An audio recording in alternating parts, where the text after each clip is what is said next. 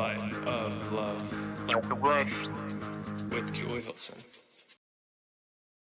Hello, dear friends, and welcome to Life of Love, where we gather to explore with curiosity what's on our hearts and how to live your life of love, however it looks on this day. Messy, pristine, fairy tale love, or just, you're just getting through your day. So we honor each phase, each scene, and each way that we show up in our life of love and honor everyone's struggles, and just so happy to have the community here. And I thank you for your ears and I thank you for your attention. This is growing and we're adding to this light grid each time we step forward with an open heart to live with more love. So I honor your time and thank you for being here. So, we're going to have a great episode today, guys. Put on your seatbelts because we're going to learn how to love the way you want to love. And we're going to explore that about transforming the way you love. If you feel like there's something missing or that you're showing up for relationships, but they're not showing up for you. We're going to dive into that today with our dear guest, Christian de la Huerta. But first, I'm going to set our intention and then we're going to get started. So if you're in a place to close your eyes, I invite you to close your eyes and just breathe in your heart. If you're driving, if you can't, if you're operating machinery, of course, do not close your eyes. But just if you can, just get into a heart space. But what I do is I just sort of put my feet in the ground and just let my breath go to my heart. Dear God, Creator, thank you for bringing me to this time and space. Thank you for bringing Christian into this field with me. I honor his journey. I honor his guides. And I ask my team and his team to collaborate as they feel fit. I ask each person who's available to open their hearts to these messages and the Holy Spirit to bring forth the highest intensity of this calling that is easy for us to digest, to transmute anything that no longer serves us, and to reach those people that need to hear this. And with compassion and love, I open my heart and I ask this message to come forth for the highest good. And so it is. Thank you, thank you, thank you. Right. Christian, thanks for being here on Life of Love. I've been looking forward to this. Hey, Julie, I'm so happy to be here with you. Thank you for having me. Yeah, well, I mean, I know that you're excited about your book that's just come out this year. It's conscious love, transforming our relationship to relationships. So, transforming how we approach relationships, how we hold them. So it's a powerful way to look at it about relationships because it puts the power back in the individual. It's not I'm looking for this person. I'm looking for this. Of course, you're looking for a great relationship, but I love how the lens of this is this is your intention to come forward and transform your relationship to relationships because it starts with you. So I'm just really excited to have this insight from you and sharing this. So thank you. Yeah, and it's so interesting because we've been so conditioned, for example, that relationships have to be till death do us part. And so then when they don't work out, we think of ourselves and the relationship as a failure. Whereas if we reframe how we hold relationships, and for me, it's like, how do we know how long to stay, right? Because every relationship is going to have ups and downs. And too often, we bail. We're in one of the down spots, when in one of the challenging times, but sometimes growth is happening. And so for me, the measurement is as long as growth is happening. And that's one of the ways in which I think of relationships as consciously. So rather than approaching a relationship because we don't want to be lonely, because and we don't want to be alone, because we're seeking validation through somebody else, or by society's definition of, because we have to be in relationship. To me, it's not about any of that. It's about finding somebody that's willing to do a relationship consciously, meaning that they're willing to do the work. So when somebody does something that that hurts us, rather than immediately hurting them back, which is the automatic thing to do, or the more even kind of human thing to do, is like feeling the ouch, feeling the hurt, and then asking the deeper questions like, what's going on here? Why does that hurt? Why do I keep finding myself in patterns of relationship where people keep doing that? Because if we get really honest with ourselves, it's not even about that other person. It's like, why do we attract that kind of person or that kind of behavior? What do we put up with certain patterns of behavior that don't honor us or are less than honoring of us? At some point, there's one common denominator in every argument and in every relationship, and it's right here. So why do we do that? I love how you said that it's not honoring me. It's a sacred way to approach a relationship. I don't feel honored when this happens. And if that other person is in that growth mindset, is in that conscious relationship that you're calling out for. I mean, if it wouldn't be in your field if you weren't asking for it, right? So Exactly. that person is really in that sync with you and they're worth your effort to grow through the struggle. They're going to see your need to be honored and want to honor you. That's beautiful. Because if they Yeah. can't honor you, where do you can't go, and then you say, okay, that's great. I've seen this. I have clarity on my next relationship. Because to me, that's a foundation. If someone can't honor you, then there's nowhere to Yeah. go. Yeah. And, the That's first time is clarity. definitely on them. But by the time we get into the second, third, or plus time of being dishonored, then we become complicit. We are We're part of the problem. enabling. We're putting up with it. Yeah. Yeah. Yeah. And that's where you said, come back to what am I doing that is setting up this situation? Yeah. Am I not setting my boundaries? Am I not clear? And it Exactly. takes, I've been married, oh my gosh, it'll be 25 years this summer. And definitely those rough patches have brought us so much closer. But it's that work to say, okay, well, how can we go from here? What do we want? And having those hard conversations and having Mitch meet me and figure out what the plan is. Because yeah, you need to be seen. So I can look back at major like problems where I was like, are we going to make it through this? And Yeah. each Yeah. time it brought us, like you said, it brings you closer. It fortifies your relationship. You can go to the metaphor of, steel work and when you're forging a sword, it's like each bang of that metal and the hot fire, because sometimes it hurts. It's painful to be vulnerable and say, well, this is really how I feel. I'm not going to project anything on you. I'm going to own Yeah. everything that I feel and my insecurities and sharing that insecurity. It's not easy. It's work. This Yeah. isn't, They're yeah. work. They're work. Not give up, but giving up if you need to give up and having that clarity. Because if it doesn't come to honor and love and compassion, then it's okay. There's no shame that you just learned Yeah. something. Exactly. And it sure sounds from the way you're describing your relationship with Mitch that you're in a what Ram Dass calls a level 2 relationship. He talks about how we can do relationships consciously or unconsciously. Unconsciously is the way that most of us have done them in the past, where we are trying to seek validation or we're avoiding being lonely or whatever the reason may be. In a conscious relationship, we know that only we are responsible for our happiness, that we can't expect that other person or anybody else for that matter to make us happy because how unfair to put that responsibility on someone else or on the relationship. You are going to make me happy. Yikes. So if we do them consciously, meaning that we know we own that responsibility, there's three levels of doing them. In the first level, the other person doesn't want to doesn't want to play at that level of really putting work into the relationship.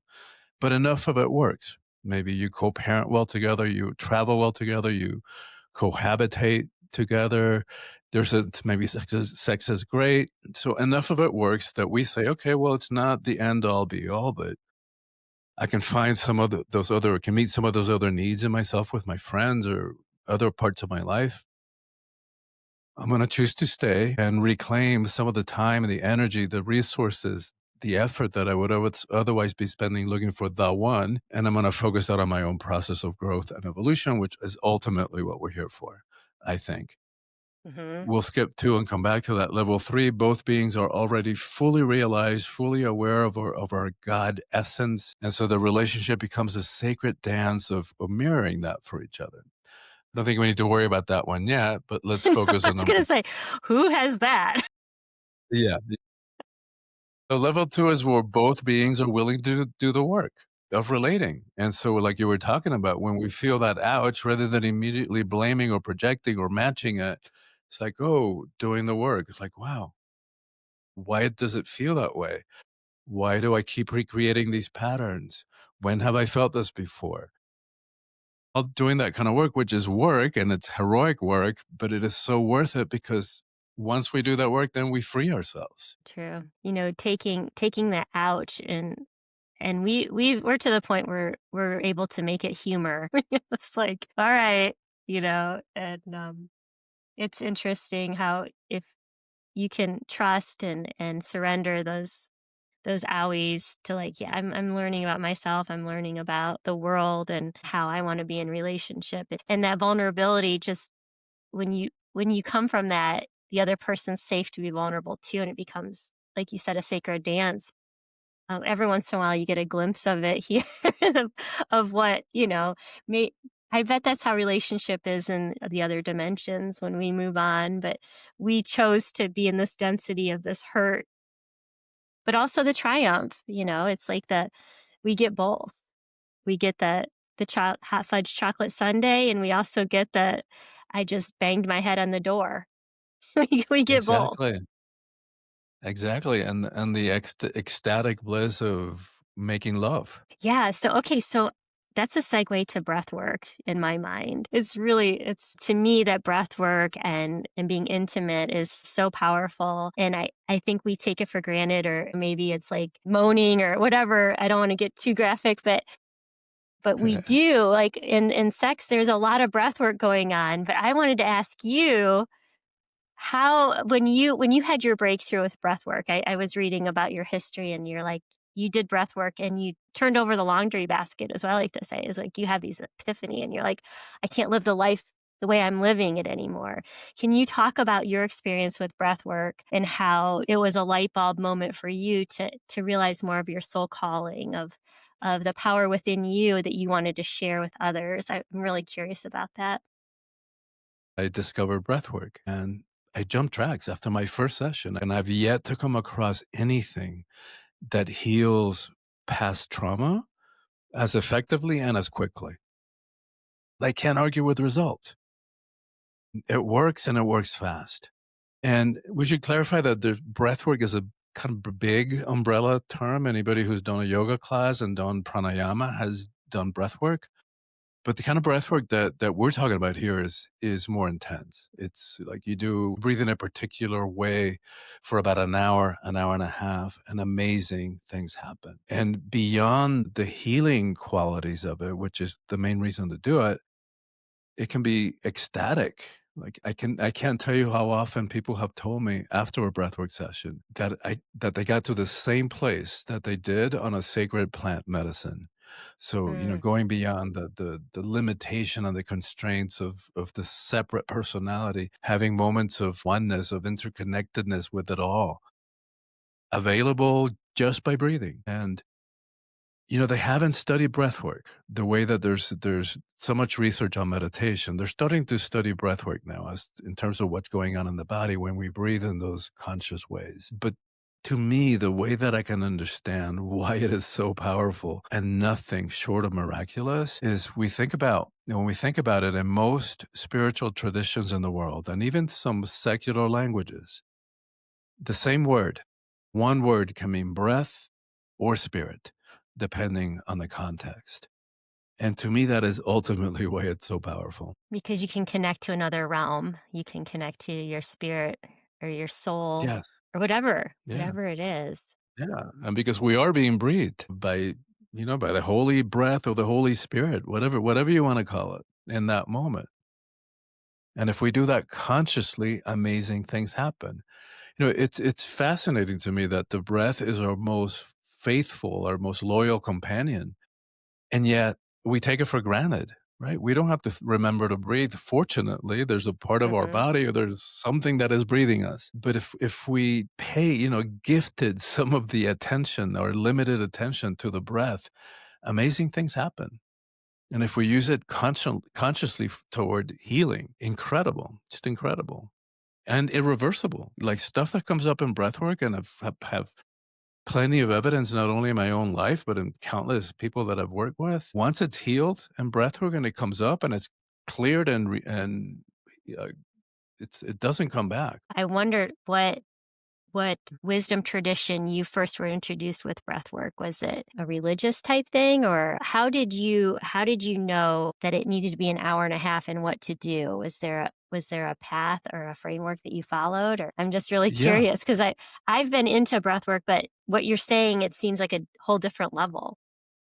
it is a whole different level. I mean, because I've also done a lot of breathing techniques. This particular modality was discovered, I think, independently in the West, in California, somewhere out on the West Coast in the late 70s and the 80s. And it was some guy was playing in his hot tub, playing with his breath, and boom, had this amazing expanded state of awareness. So initially, they started practicing it in hot tubs, and it's still done.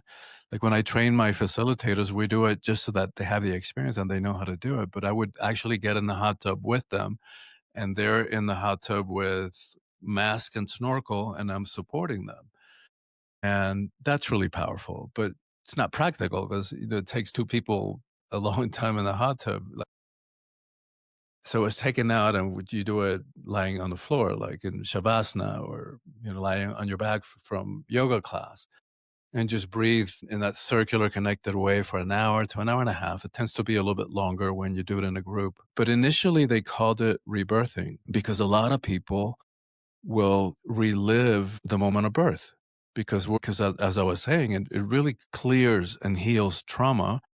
And the moment of birth is traumatic for everybody involved. So a lot of people will actually have that memory and relive the process of birth. And it's fascinating because I've had men start out kind of like as if their body was in stirrups, because if you think about it, at that moment, we were sharing consciousness with the mother, with our mothers, like even guys have that body memory of going through, of being the life giver or the container of life. And then, so I it's really see, like fascinating. that, like they're okay. Wow, that I is know. wow. I know. It's trippy. Yeah. So do you think Trippy. that breath work opens up like the pineal gland and that gives, that's like it's connecting that crystal in our head to what's available, those frequencies to connect to that. Like I was listening to Yeah. Joe Dispenza and he was talking about that and he has a video that tries to describe it in some way, but do you think that's what's happening? That's one of the theories about Yeah. how it works and why people have those transcendent experiences. That DMT is produced by the pineal gland. And so in those moments, that's what's being triggered. But we don't really know, right? We can't test what's going on in the pineal gland. They would have to remove it, and we can't do that. But it is one of the theories also, like what happens at the moment of death, that the DMT of the pineal gland is being released, and that's why people have those visions of the tunnel and lights and all that kind of stuff. But we don't know, right? It's a hypothesis that It's a that's what's happening. hypothesis. Yeah, well, I mean, I Yeah, had another guest on that said the pineal gland actually increases in size as you age.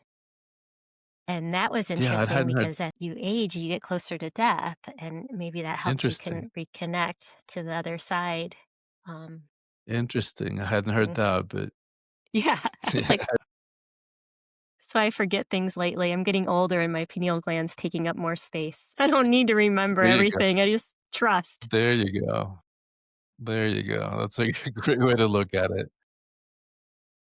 Yeah, it's amazing how, I mean, we're so smart creatures, but yet there's still so much about even ourselves that we don't know. But there's a lot that we know about the body and the body's functions. But when we think about even like the whole mystery of embodiment and the spiritual aspect of consciousness being in a body, like we don't know a whole lot about that. No, like you said, they're just starting to do research on breath work and Yeah. how it goes. So, with your experience with this breath work and other people, the application, so say there's a trauma that comes up, do you think that having that experience reconnects you to that piece of being there, or is do people need to like reconnect on a regular basis to feel that feeling of peace and connection of being part of one, to know that it's going to be okay?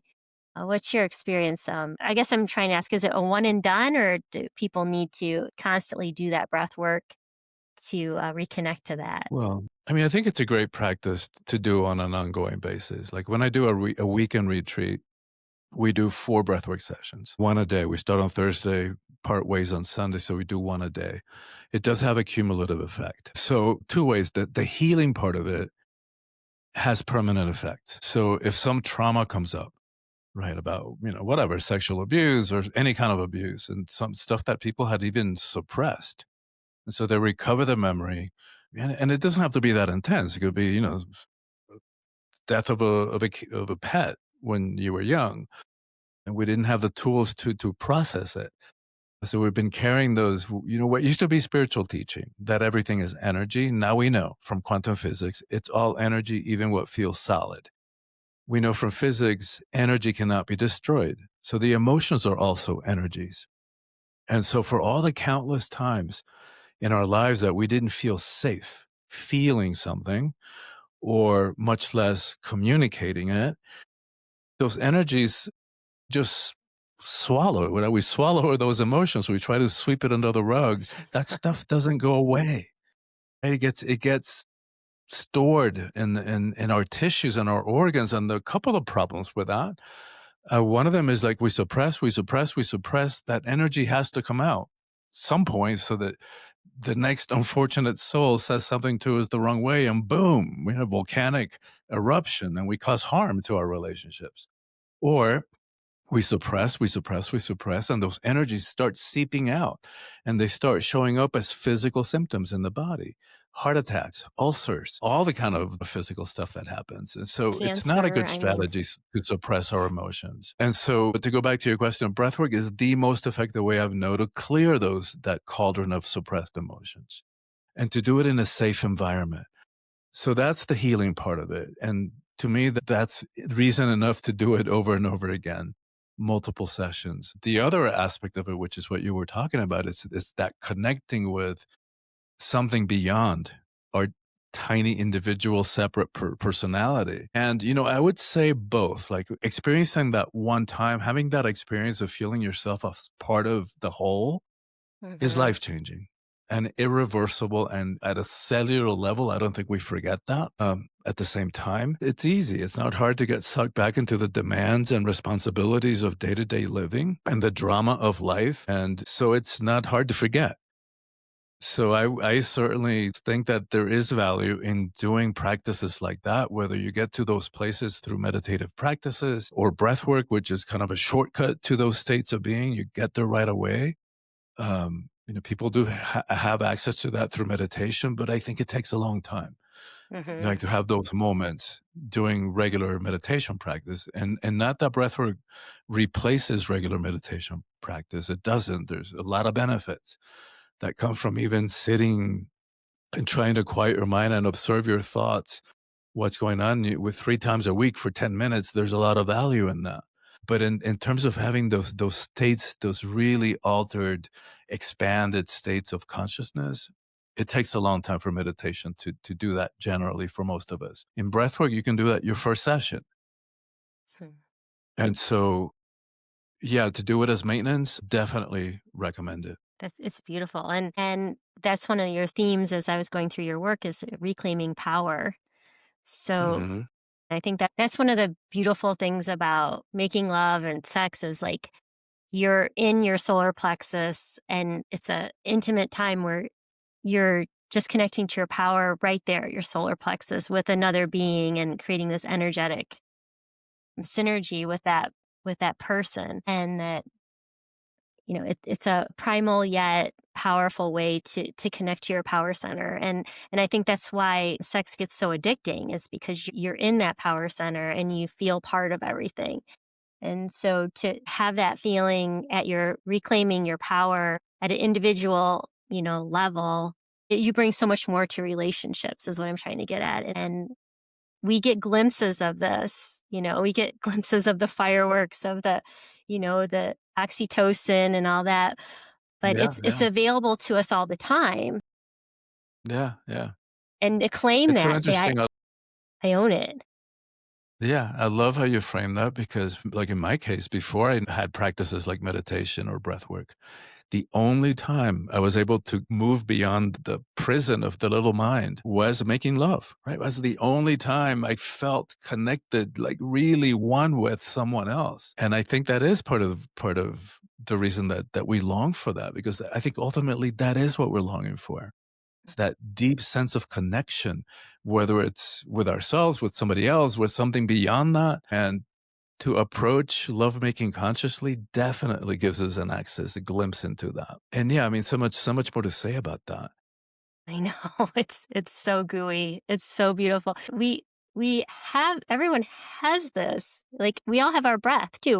We're alive because we're breathing. And that's what I constantly feel so blown away by is everything is right in front of our faces. It's all here within us and around us. It's just us tuning into it and saying, I deserve it. There's abundance. I'm available. Like the whole being present and the breath work brings you present and the meditation brings you present. And, being present in your job makes you a better business owner or employee or however you're showing up. Yeah. That presence is such a gift, but the Yeah. hardest things It are the changes things it right in changes front of us. everything. Changes Yeah. everything, and you're right, it's so accessible. Like I had a group last night here in Aspen where I'm living now. And I said that very same thing. One of the beauties of breathwork is that it's so accessible. It's ours. And once we know how to use it in those ways, then we always have access to that. We always have access to those healing states and those incredible expanded states just by using the breath. But like you're saying, there is that element of personal responsibility and making the time, just Knowing making sure it's that we're taking time to take care of ourselves mm, rather than just doing, doing, doing and solving problems and making money and other stuff. Not that there's anything wrong with any of that, as long as we're including ourselves in the taking care of and that we're taking time for self-care and for maintenance and for reconnecting and for reconnecting with that presence that you're talking about. mm, yeah, And by the that's way, for connecting the breath again to love making, it's an integral part of that. I do a talk and, steps to becoming a better lover. mm, And one of them is the breath, using the breath, and especially for guys. If you want to prolong the orgasm, mhm. use your breath. It's all about the breath. That's so fun.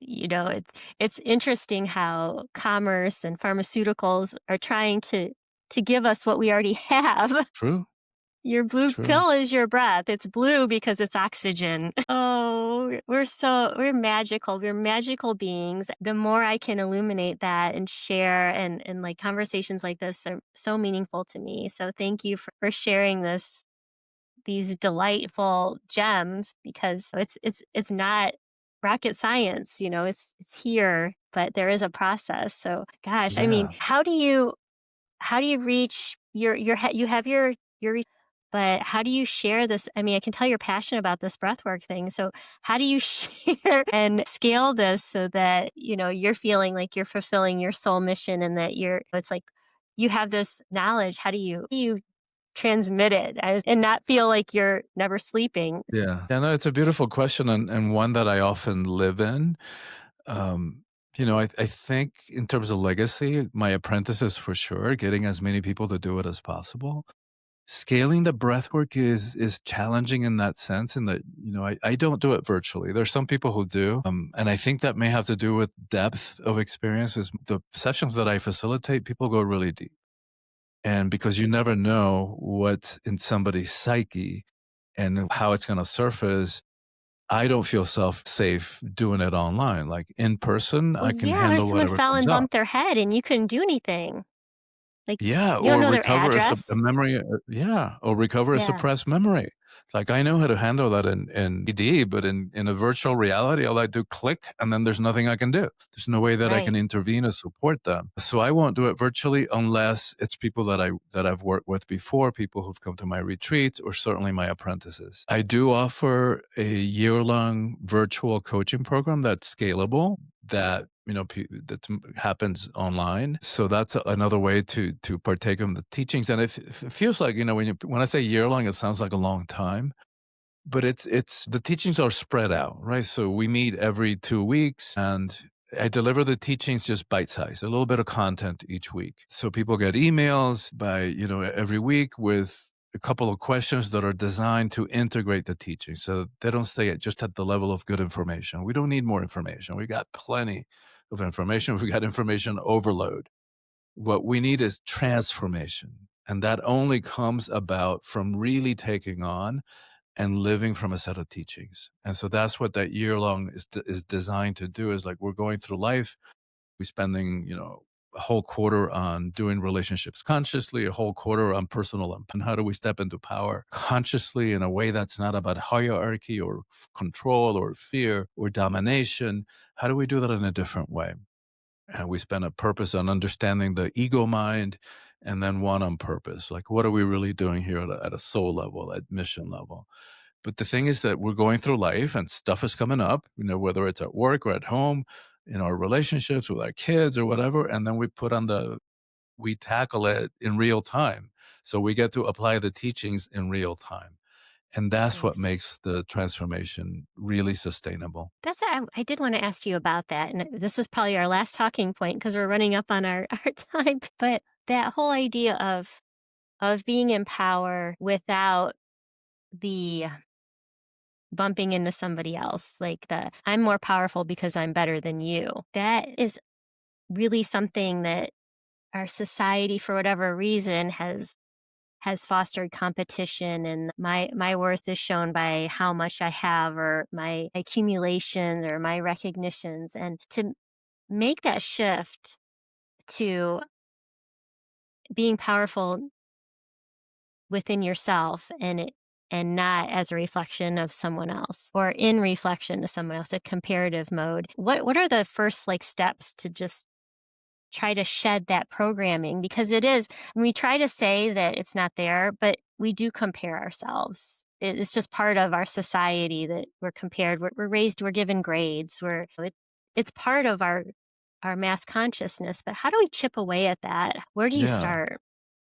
I mean, and you're so right. It's part of the patriarchal approach to life, right? Which is hierarchical, which is based on external validation, all that kind of stuff. And I think that we're living in the witnessing the end of the patriarchy. And it doesn't mean that we want to go back to a matriarchal society. What I think we need is balance, balance between the Mm, masculine and the feminine energies that are in all of us. mhm, But in terms of power, is first of all understanding, that we have understanding our relationship to power and why we have an ambivalent, conflicted relationship to it. Because we've been conditioned to believe that power is a bad thing. Like, power corrupts, and absolute power corrupts absolutely. And what good soul wants to be corrupted? And then on top of that, we consider, we connect power with abuse. And no wonder how many abuses of power have each of us witnessed, whether globally, right. out in the world, or in our personal lives, countless times. So we tend to have negative associations with power. So by the first step in shifting our relationship to power is understanding that there's different types. So that kind of power that lends itself to abuse and that is hierarchical is, I call, worldly power or ego power, egoic power. It's Mm, the way that the world relates to power. And then there's different type of power, which I call soulful power or spiritual power, which nobody can give to us and nobody can take away. Like, we're the only ones who can give away our innate inherent power. And it's the kind of power that is humble. It doesn't need to prove anything to anybody. So think of a Gandhi or a Gandalf, in their simple mhm, monastic robes, their sandal feet.